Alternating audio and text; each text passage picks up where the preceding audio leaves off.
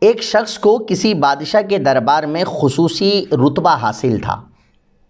وہ روزانہ بادشاہ کے روبرو کھڑے ہو کر بطور نصیحت کہا کرتا تھا، احسان کرنے والے کے احسان کا بدلہ دو، برے شخص سے برائی سے پیش نہ آؤ، کیونکہ برے انسان کے لیے تو خود اس کی برائی کافی ہے۔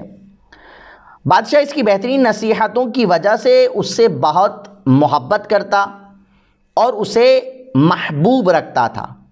بادشاہ کی طرف سے دی جانے والی عزت اور محبت دیکھ کر ایک درباری کو اس شخص سے حسد ہو گیا۔ ایک دن حاسد درباری اس شخص کی عزت کے خاتمے کے لیے بادشاہ سے جھوٹ بولتے ہوئے کہنے لگا، یہ شخص آپ کے بارے میں لوگوں سے کہتا پھرتا ہے، بادشاہ کے منہ سے بدبو آتی ہے۔ بادشاہ نے پوچھا، تمہارے پاس کیا ثبوت ہے؟ اس نے عرض کی، کل اسے اپنے قریب بلا کر دیکھیے، یہ اپنی ناک پر ہاتھ رکھ لے گا۔ اگلے روز حاسد اس مقرب شخص کو اپنے گھر لے گیا اور اسے بہت سارا کچے لہسن والا سالن کھلا دیا۔ یہ مقرب شخص کھانے سے فارغ ہو کر حسب معمول دربار پہنچا اور بادشاہ کے روبرو نصیحت بیان کی۔ بادشاہ نے اسے اپنے قریب بلایا۔ اس نے اس خیال سے کہ میرے منہ سے لہسن کی بو بادشاہ تک نہ پہنچے، اپنے منہ پر ہاتھ رکھ لیا۔ بادشاہ کو اس کی حرکت کے باعث یقین ہو گیا کہ دوسرا درباری درست کہہ رہا تھا۔ بادشاہ نے اپنے ہاتھ سے ایک عامل یعنی سرکاری اہلکار کو خط لکھا، اس خط کے لانے والے کی فوراً گردن اڑا دینا اور اس کی لاش میں بھوس بھر کر ہماری طرف روانہ کر دینا۔ بادشاہ کی عادت تھی کہ جب کسی کو انعام و اکرام دینا مقصود ہوتا تو خود اپنے ہاتھ سے خط لکھتا تھا، اس کے علاوہ کوئی بھی حکم اپنے ہاتھ سے نہ لکھتا تھا۔ لیکن اس مرتبہ اس نے خلاف معمول اپنے ہاتھ سے سزا کا حکم لکھ دیا۔ جب وہ بادشاہ کا قریبی آدمی خط لے کر شاہی محل سے باہر نکلا تو حاسد نے اس سے پوچھا، یہ تمہارے ہاتھ میں کیا ہے؟ اس نے جواب دیا، بادشاہ نے اپنے ہاتھ سے فلاں عامل کے لیے خط لکھا تھا، یہ وہی ہے۔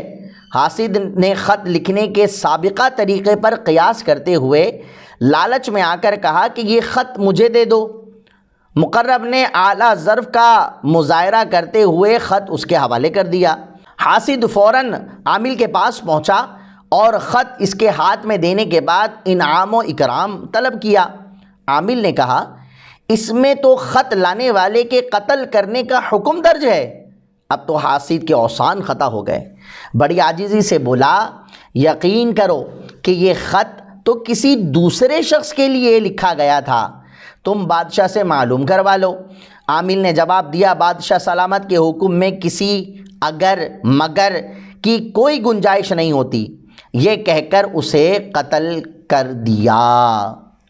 دوسرے دن مقرب آدمی حسب معمول دربار میں پہنچا اور نصیحت بیان کی۔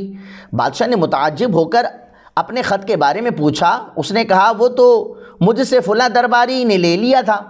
بادشاہ نے کہا، وہ تو تمہارے بارے میں بتاتا تھا کہ تم مجھے گندہ دان یعنی بدبو دار منہ والا کہتے ہو۔ مقرب شخص نے عرض کی، میں نے تو کبھی ایسی بات نہیں کی۔ بادشاہ نے منہ پر ہاتھ رکھنے کی وجہ دریافت کی تو اس نے عرض کی کہ اس شخص نے مجھے بہت سارا کچا لہسن کھلا دیا تھا، میں نہیں چاہتا تھا کہ اس کی بو آپ تک پہنچے۔